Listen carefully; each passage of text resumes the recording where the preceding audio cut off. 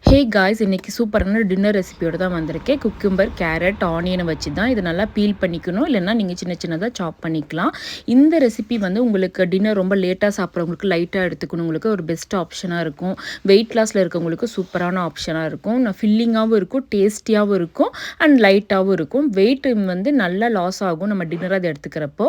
So நல்லா feel பண்ணிவிட்டு பன்னீர் ஒரு க்யூப் எடுத்து இந்த மாதிரி அதையுமே வந்து க்ரஷ் பண்ணி போட்டுட்டு, அப்புறம் வந்து கொஞ்சமாக பீனட் பட்டர் எடுத்து அதையுமே இந்த மாதிரி போட்டு டாப்பிங்ஸ் ஆட் பண்ணிக்கிறோம்.